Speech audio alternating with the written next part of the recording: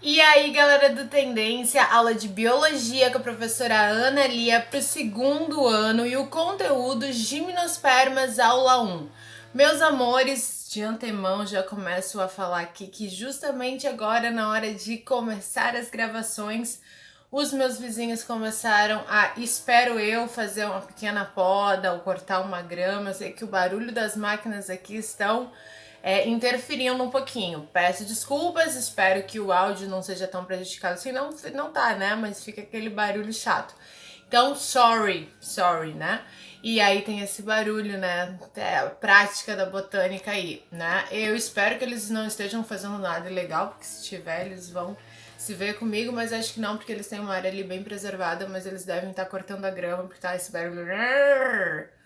Mas enfim, dito isso e dadas as desculpas devidas, né? A gente vai entrar no grupo das gimnospermas. Nós já vimos as briófitas, já vimos as pteridófitas e agora nós vamos entrar nas gimnospermas.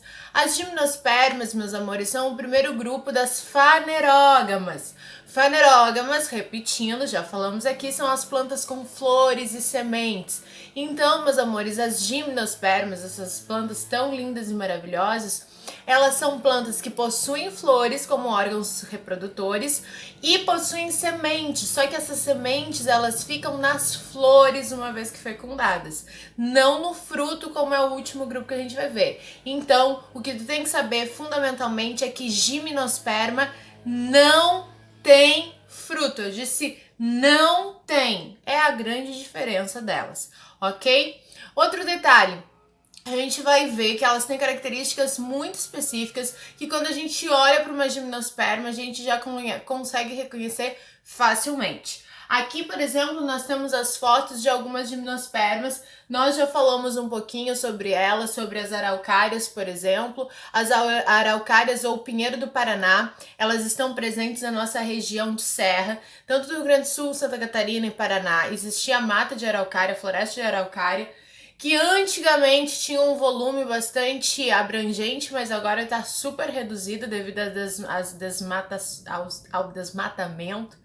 E inclusive agora há pouco saiu uma triste notícia que por função, acho que da construção de uma rodovia, uma grande parte da mata que ainda estava preservada no Paraná talvez seja destruída, o que é uma grande tristeza, né? E um grande desgaste para o meio ambiente.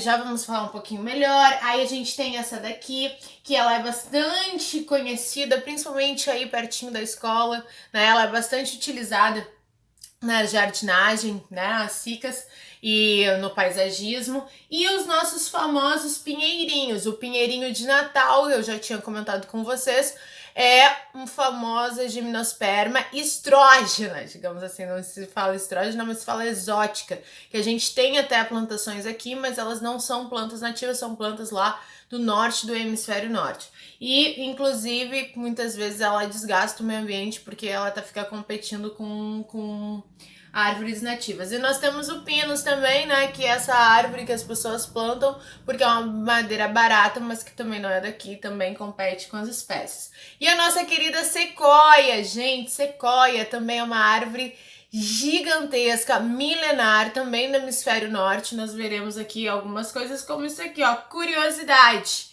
Qual é a maior árvore do mundo? Se caísse na pergunta de 1 milhão, você poderia responder convicto de ganhar, que são as gimnospermas do tipo sequoia. E olha que interessante, olha ali o tamanho de uma pessoa. Essas sequoias são tão grandes que as pessoas chegam a escalar as sequoias. Aí tem aqui uma informação desse no Parque Nacional da Califórnia, das sequoias, tem uma que atinge 83,8 metros. Tem noção que é? Um prédio de nem sei quantos andares.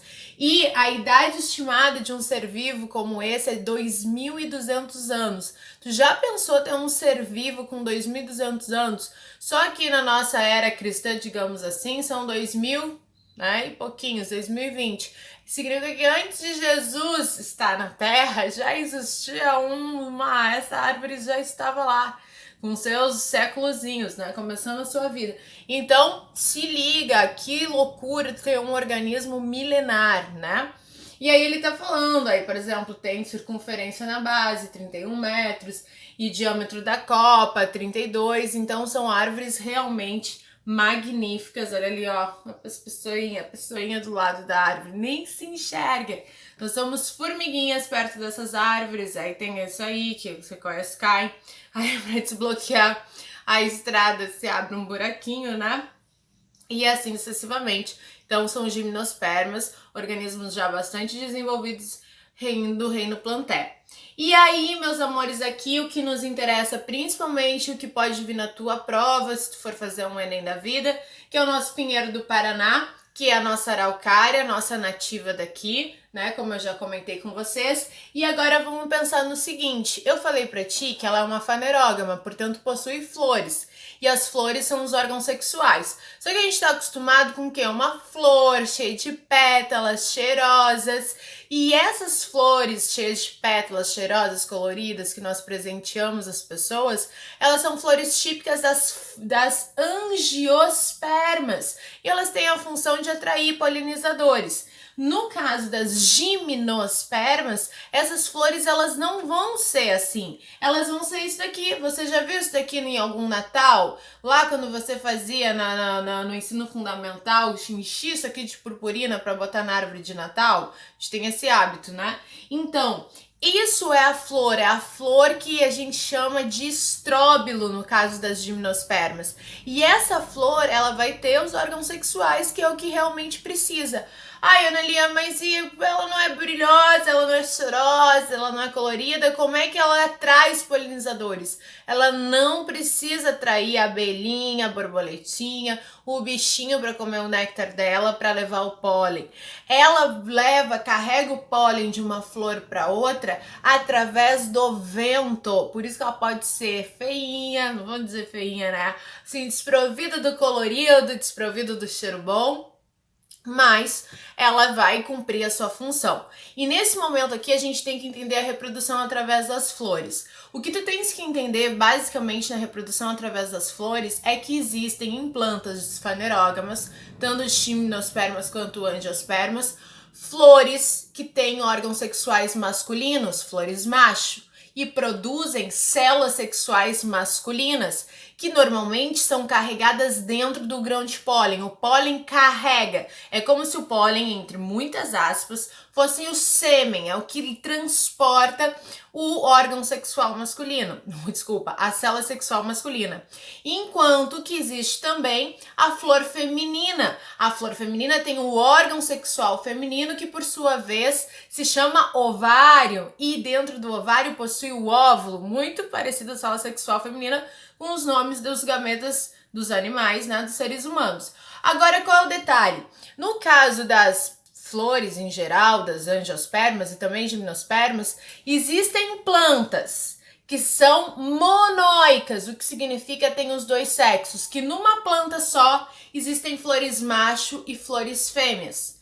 E inclusive existem plantas que têm flores macho e fêmea numa flor só. A flor é monóica, a flor é hermafrodita. E existe plantas que num pé tem flores macho e flores fêmeas, mas no pezinho tem os dois sexos. E existem plantas que são assim como a gente, dioicas, que tem macho e fêmea.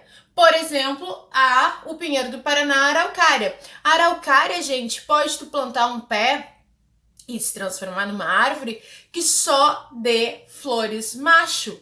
Então, ela é uma planta masculina, dioica, assim como tu pode plantar uma que só dará flores femininas. Então, ela é fêmea, ela é feminina, ela é dioica. Então, no caso da araucária, que é o que nos interessa, sim, existem gimnospermas que são monóicas, que têm os dois tipos de flores. Mas no caso do pinheiro do Paraná, ela é dioica, sexos separados.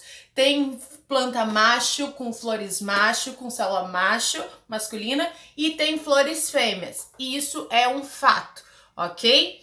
Agora, qual que é o detalhe? Entendendo isso, que existe uma flor macho que produz o pólen. No pólen tem a célula sexual masculina, que vai pelo vento até a planta fêmea e fecunda a flor feminina. Tu basicamente entendeu o ciclo de reprodutivo das gimnospermas. Qual é o ciclo reprodutivo? Olha só, vamos dar uma olhadinha aqui, ó. Ó, essa é a pinha imatura, quando ela não tá bem desenvolvida, e aqui a pinha madura feminina. Essa aqui é a fêmea, das plantas fêmeas. E esse aqui é o masculino, ele é mais fininho, pequenininho, né? São das plantas macho. Por exemplo, quando eu era criança, eu morava num lugar que tinha uma araucária. Eu olhava aquela araucária todo dia. Nunca deu pinhão, que é a semente, fruto da fecundação. Por 2 motivos, pode ser. Eu não cheguei, era muito longe, não dá, eu enxergava do meu pátio, mas eu nunca fui lá. E também não tinha esse conhecimento. Ou porque ela era um macho que nunca engravidar, né? Porque só cria semente quem engravida.